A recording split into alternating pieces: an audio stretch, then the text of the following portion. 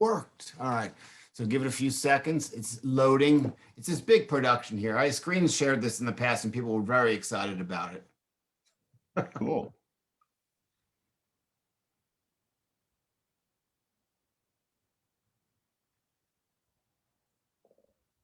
Okay, we are live. My name is Timothy Gager. Welcome to Virtual Fridays Dire Literary Series. And my feature tonight is Charles Coe. We travel across the world on Zoom, but Charles is my friend from Cambridge, Massachusetts. A little bit about Charles, and there he is. Charles has so many credits that I'm not going to sit there and read them. People, you can find him on charlescoe.org, but Charles is a teacher, a writer, a poet. He's had a poem made into a movie. He is a musician. He's headed up the Cambridge Cultural Council. He's taught in MFA programs. He's taught in grade schools. It's just some wonderful stuff. And here's some of his books to look at really, really quick. And you can find that all on charlescoe.org.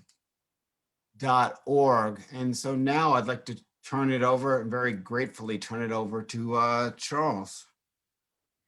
Well, Timothy, thank you so much for that kind introduction and for inviting me. And thanks to everybody who's taken a chunk of their time this evening to hang out. So I'm fixing to read a few poems, surprise, surprise.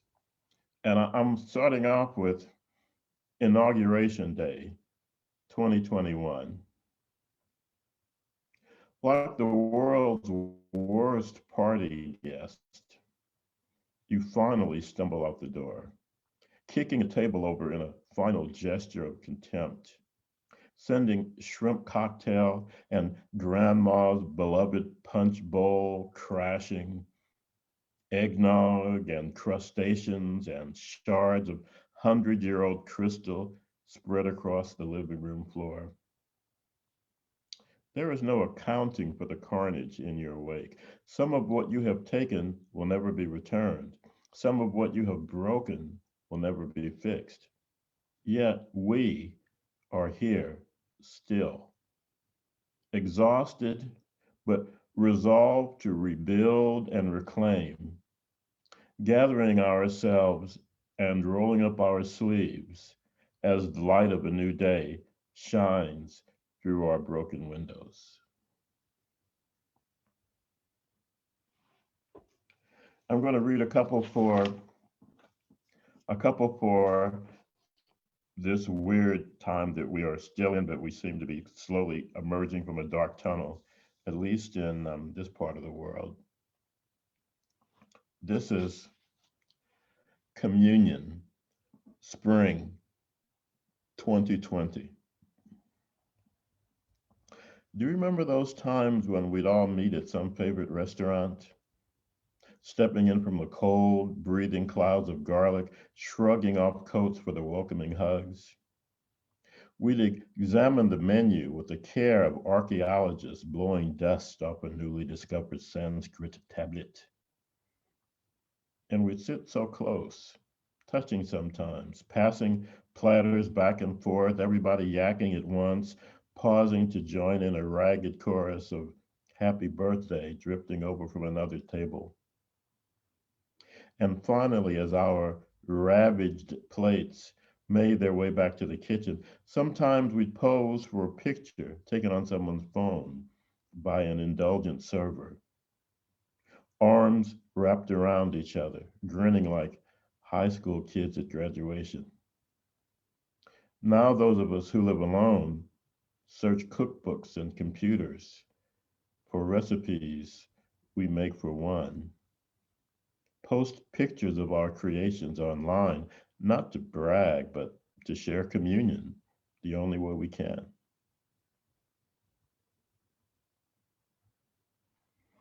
Fortunately, we're crawling out of that. And as I said a little earlier, before some of you joined us, last night I had my first dinner guest since the lockdown, and it was very exciting. The second poem I wrote last spring is Something on the Wind. A car waiting at the red light has a dog with head stuck out the rear window, tongue hanging, snout twitching, beguiled by some intriguing smell. The average dog nose is 1,000,000 times more sensitive than a human's. A bloodhound's nose, 100,000,000 times. Now, this dog's a mutt, not a bloodhound. Genetic fruit salad, United Nations of dog.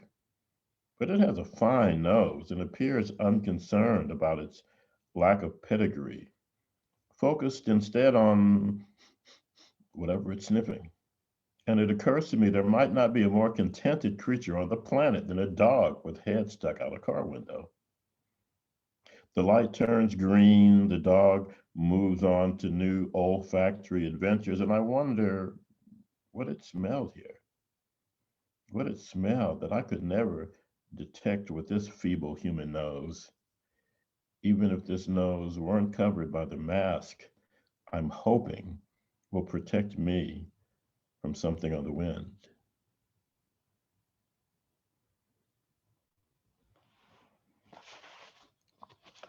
I think I was washing dishes and I had this stupid title for a poem pop into my head, and I got a little chuckle out of it. I amuse myself very easily.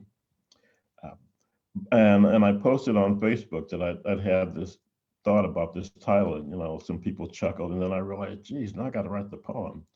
So I wrote the poem, and it's Butt Dialing Jesus.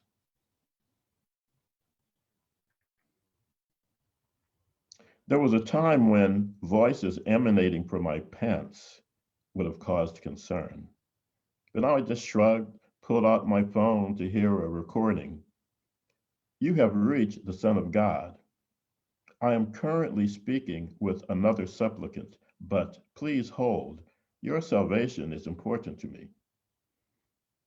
This was followed by music. I expected celestial choirs or maybe an elevator-friendly version of My Sweet Lord, but instead was treated to Delta blues guitar, interrupted after a few minutes by the voice of himself, greeting me by name and asking what I wanted. I was startled. I didn't actually expect to get through. What's the one true religion? I asked, flustered, just to have something to say. All of them, he replied. None of them. I was taken aback. What? That's it? That's it, he said. Follow the golden rule. Leave the campground cleaner than you found it. Anything else?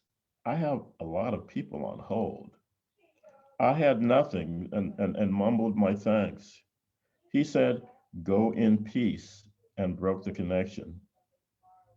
I put down the phone and stared out the window. The guy across the street was clearing snow off his sidewalk. Never really liked that dude, but I grabbed my shovel to go lend a hand. So it's funny, when you start on a piece of writing, you kind of never know where it's going to wind up. This one, this is from childhood, from my time back in Indianapolis. I think you have mulberry bushes in New England, but I don't know if you have the big trees. I mean, they're really big trees that you can climb and get the fruit. But this is about one of those trees. This is mulberries. One day near the end of summer vacation, when all the easily picked berries had been plundered, a few buddies and I climbed the tallest mulberry tree in Military Park on a dare to the highest branches that would support our weight. And lying back on sturdy limbs, lounging like young lords, reached out to pluck those darkest berries beyond the reach of earthbound peasants. Our only competition, the indignant birds who complained at our intrusion before fluttering off. With machine-like efficiency, We dispatched those berries, bursting with juice that dyed our lips and tongues and teeth purple, ran down our chins, eating our fill beyond our fill. We finally slowed, leaning back on our thrones in the sky. Now, down on the ground, the world carried on in the usual way. There was the distant cry of a baby in a carriage, the rumble of a truck like muted thunder, and all the while, creeping up like a slow moving fog, the inevitability of sixth grade, of starched nuns and math homework, and one more step toward that distant, unimaginable adulthood. We had no words for any of this. We just felt it in our muscles, our bones. As golden light filtered through the leaves and late afternoon melted into early evening, we knew our mothers stood on porches and back stoops, waiting to call us to the suppers for which we now had no room. The hard branches had begun to punish our backs. The rough bark chafe our skin. So on some silent signal, like birds changing course mid-flight, we began the descent, coming down more carefully than we'd climbed, returning reluctantly to the ordinary world. And there's a lot of new growth in our lives nowadays with the plants we see and in ourselves and in hopefully in our community. So this is a poem that closes my most recent book, a Memento Mori. It's called Every New Thing. Every new thing is an act of treason, a betrayal of the comfortable, the familiar. An animal that's known only the cage will cringe in a corner if the door suddenly swings open, squealing on ancient rusted hinges. If I have one wish for you, for me, for us all, is to realize that our own cages are locked only by the fear of change, that we have the power to push those doors open and take one step, then another, into a new world. Thanks for your time and attention. So Tim, back to you.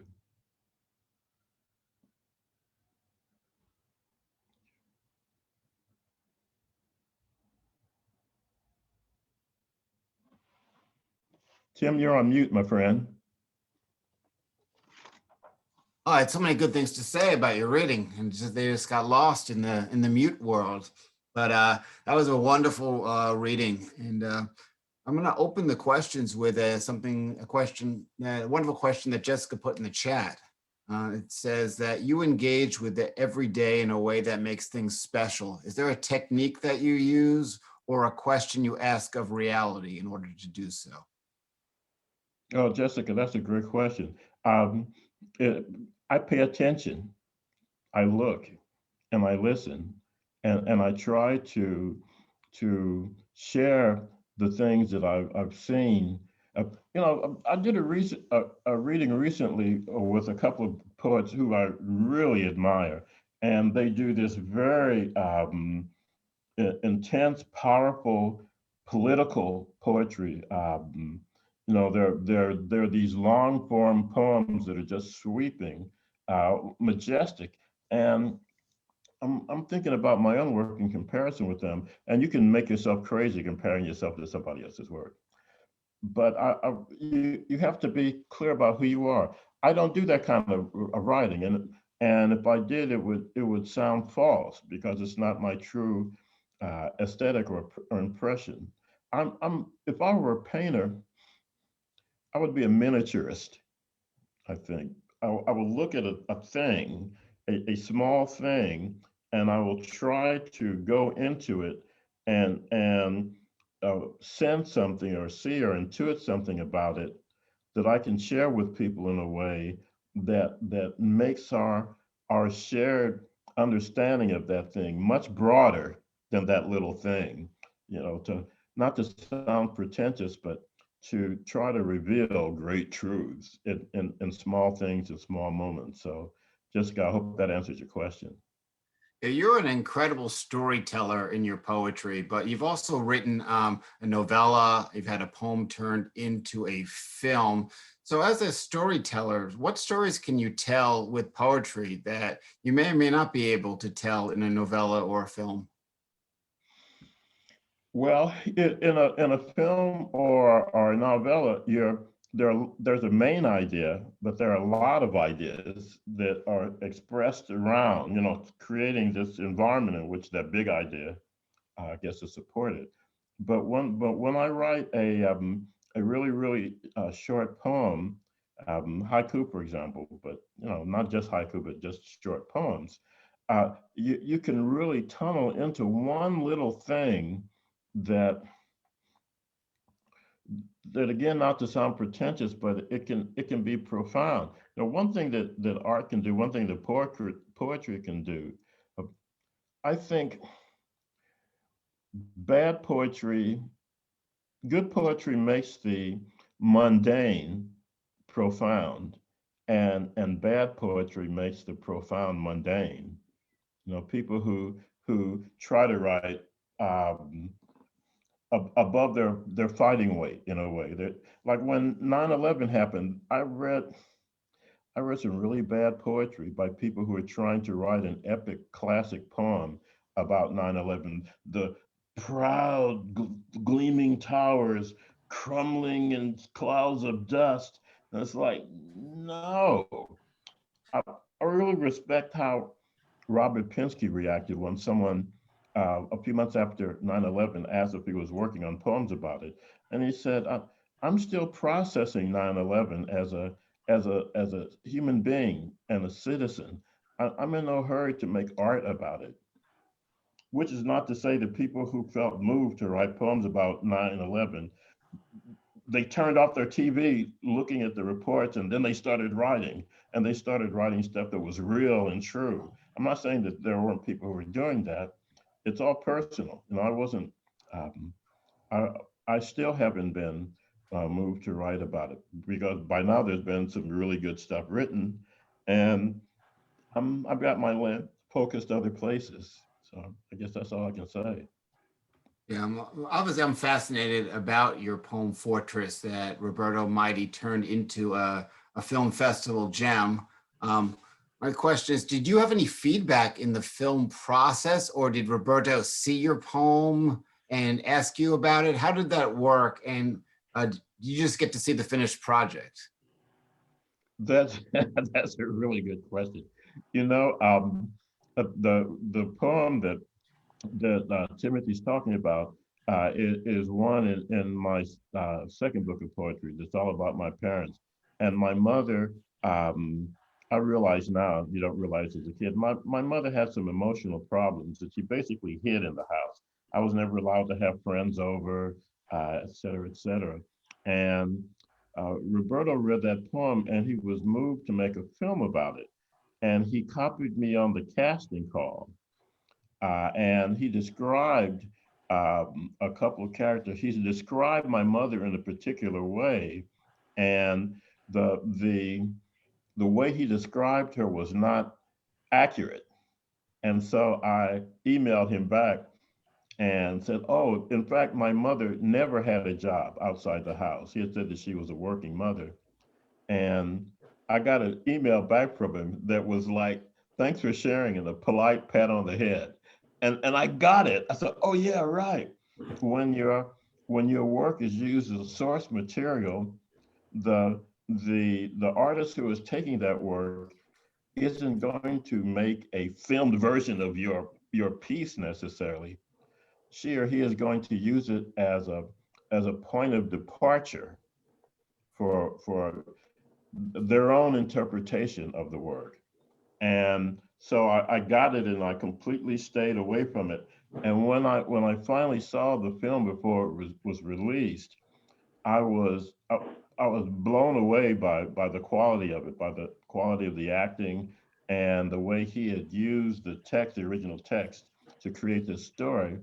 But one of the things that really blew me away was at the end of his film, there was a moment of grace, a moment of healing that did not occur in the poem and did not occur in my mother's life, in real life.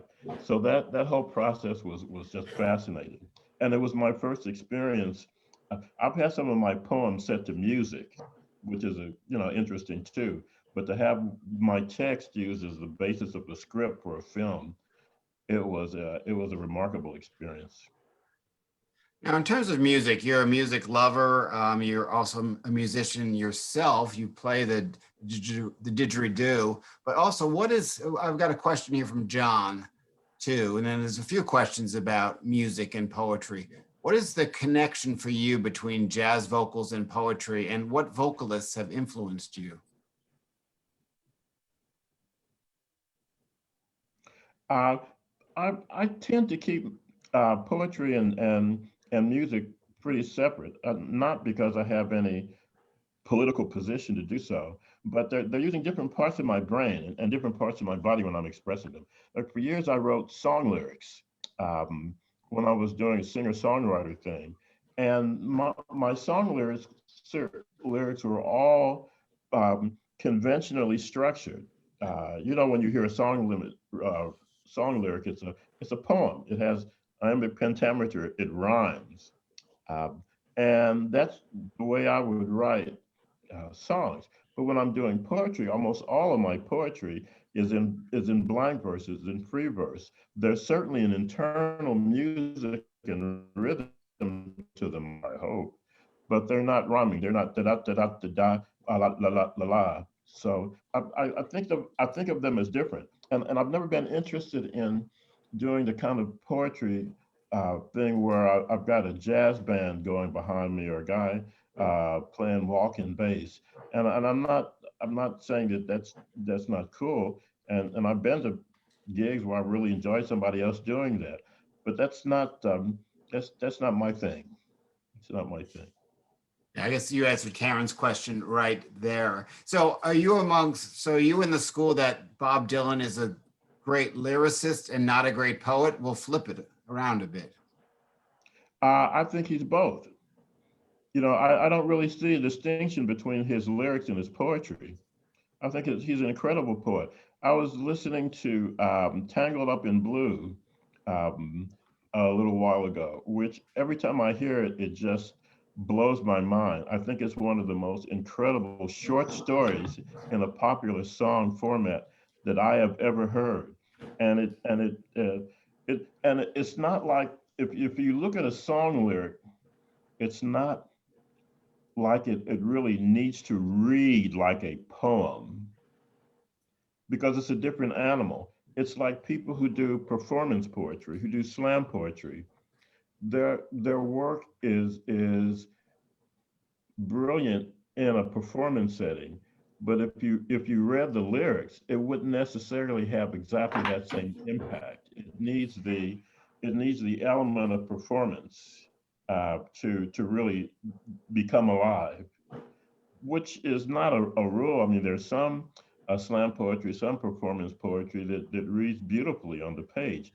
But I think generally speaking, you can make that distinction that the different forms come alive in maybe some contexts more than in others.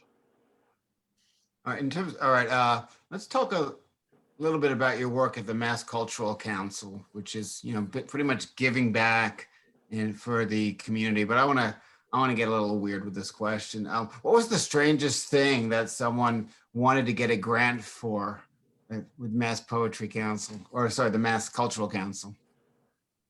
Wow, what a question. Well, I should start off by saying that we didn't generally give out grants for projects.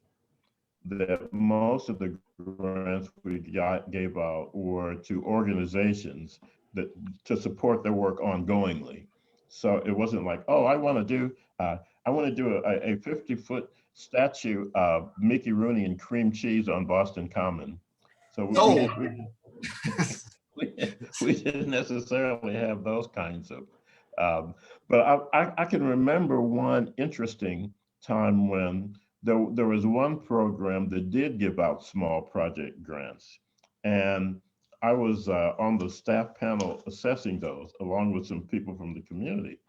And somebody wanted to uh, get money to do uh, a, a display of oh, Charles is frozen. social truth. And and they had people like Sojourner Truth and Martin Luther King Jr. and some other folks. And I made myself very unpopular with a few people, saying, "Well, what if somebody coming to this exhibition objected because you didn't have portraits of Richard Nixon or Henry Kissinger?" You know, and they couldn't see the problem of a state agency, a government agency giving money to a project that was going to include only people like the ones they were describing. So that was a problematic situation, and as it happened, we wound up not giving them money for that. But there's still some people who probably would rather not see my face. So be it, so be it. But You can't please everybody. that was a strange situation. Yeah, you can't please everybody in that position for sure.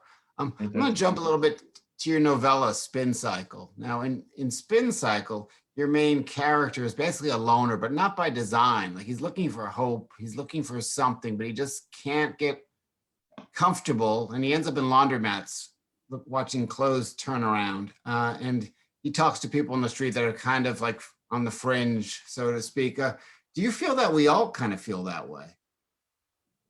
I think everybody is an outsider someplace.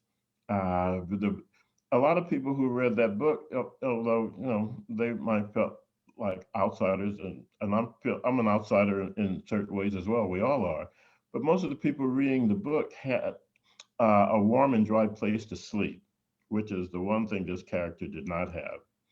And so the book was largely about him making his way, following him through a day, seeing how he kept body and soul together.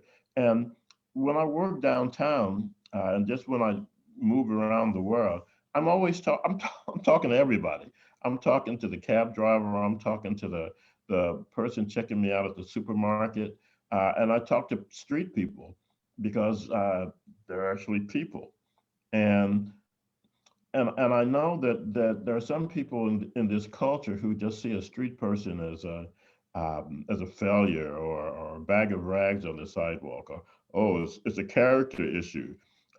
He's homeless because he uses drugs or he drinks alcohol. Well, sometimes that's true, but one thing is none of your business whether it's true or not. And I would give people, and I still give street people a buck. And I'm not trying to say, is he going to spend this money on liquor? If he spends the money on liquor, he spends the money on liquor. I am not going to not give a hungry person a buck because I've made this judgment that he's going to spend it on liquor. But the protagonist, the unnamed protagonist in my book, uh, was sort of uncharacteristic. Um, a lot of people are homeless because they have psychiatric problems, not because they abused drugs or made bad choices financially. They're not capable of functioning in society, and they don't have a support network. We deinstitutionalized a lot of people in the 70s. People who would have been taken care of in a hospital are now just put out on the street to fend for themselves. But this guy, as you read the book, you'll see that he's very, very, very intelligent. In fact, he was a very high level mathematician in college when his problems started to manifest and he wound up sort of dropping out. So at the end of this book, there is um, there's a moment of possibility. There's a moment of grace, and the reader maybe wonders, is this something that's real and that is going to last, or is it something illusory? And when people ask me which it is, I say, I don't know. I don't know. You tell me. Sometimes when you listen to a poem or read a book or watch a movie, uh, some of the movies that I really am most moved by are the ones that have somewhat open-ended conclusions. They don't really have conclusions. The hero killed the bad guy and he runs off with the girl. No, sometimes you look at the end of a movie and you go, wow, what actually happened? And it's fun when back in the day, back before the plague, when we went to see movies, you see a movie like that and you go out with a friend and you have a cuppa and some dessert, and you'd have a friendly debate about what happened after the credits rolled. And that to me is the most interesting thing about art, that sometimes the questions are more interesting than answers, I guess. Have you seen a movie recently that you would like to recommend? Oh yeah, I was talking about a movie early on when a few people came on. It's called The Lunchbox, and it was an Indian film made in 2013 with this fantastic actor who died last year, very early, like in his early 50s. Irat Khan was his name. And in India, they have this incredibly elaborate system of delivering lunches to people who are working, mostly to men who are working. And it's very involved and incredibly efficient. But somehow this a young woman whose husband is not really present in certain ways. She has a young child. Her lunch winds up being delivered to the wrong person, and it's really good food. And he writes her a note, because the lunch boxes are taken back to the original place. And she writes him a note. And so the movie is about these notes that they write each other that become more and more revealing of their interior lives and their situations and their feelings. And I won't say anything more about it, but it's a marvelous movie. It's very quiet. There are no car chases or explosions or anything, but No it's one of those exploding movies. lunchbox. Right. You come away and you can't stop thinking about it. So it's called The Lunchbox. It's an Indian film. So Camilla just asked you, has anyone ever told you something surprising about your work that wasn't apparent to you? That is a great question. Um, I read a poem one time, and I wish I could remember exactly what the example was, but she said something about how there was an image that was like an echo or a reflection, or kind of a turnaround of another image of the poem. And I wish I could remember exactly what it was, but I'm just going to tell you the feeling I had. And when she said it, my first impulse was to say, "Oh, thank you. How astute of you to notice that." But I hadn't seen it. I hadn't seen it. And when I told her that I hadn't seen it and I thanked her for pointing it out, her face just glowed, and I felt so much better than if I had uh, tried to say, oh yeah, thanks. I'm glad you enjoyed that. So that was a lesson for me. It's like one time the Dutch painter Bruegel had a visitor to his studio, and Bruegel had been doing a series of paintings about farms and farm workers, people in the field. And the visitor looked at a couple of the paintings and said, "You see these haystacks you've painted?" And then he pointed to the paintbrushes Bruegel was using and said, you just painted your paintbrushes." And apparently Bruegel was like,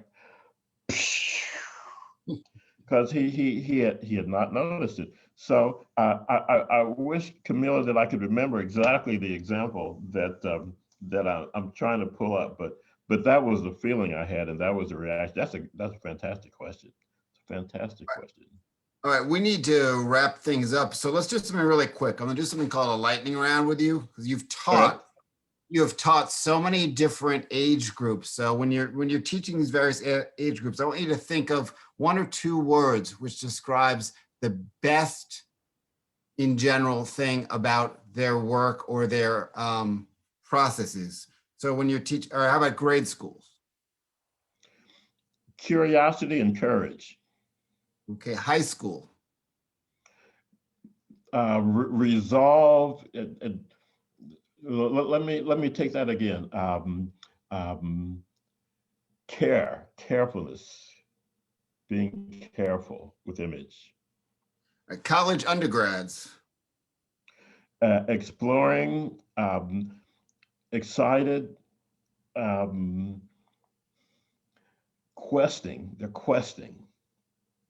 Right. How about the last workshop you did? The last workshop I did this morning with a group of high school students from Salem as part of the Mass Poetry Festival. I'm doing like 8 high school classes, workshops, and shy and sincere. All right, last one, your MFA program. Ooh, sophisticated and communal. There's a great sense of community in the MFA program. I work with one of them had its graduation today down in Newport, Rhode Island at Selby Regina University. All right, well, Charles, I want to thank you so much for joining us. And well, there's the lunchbox, but check out Charles's books. The final question I ask everybody is your favorite independent bookstore that people can purchase these in person or online. Well, I'm a big fan of my local independent bookstore, Porter's, and I would encourage you all to have your local bookstore order books because there's nothing that bookstore can't do for you that Amazon can. So support what supports you. You know, local bookstores are a big part of what makes our communities worth living in. So buy books from them. And if you're not near one, then I would go on bookstore.org, which also lets you support your independent bookstores. And I would just say that somebody asked me earlier if I'm related to Jimmy Coe, and the answer is no. But I like Jimmy Coe. I like his music. All right. Well, thank you again, Charles, and for all the folks that are joining us here. If you're watching us on the Facebook live stream, you didn't get a chance to answer questions, nor will you be able to be in the open mic, but I appreciate your viewership and tuning in as always. So if you'd like to be more involved, use the Zoom link the next time. Charles, I'm going to say goodbye to the Facebook folks. And Charles, thank you so much. Okay, if you're going to do an open mic, I'd like to hang around and listen to some poetry.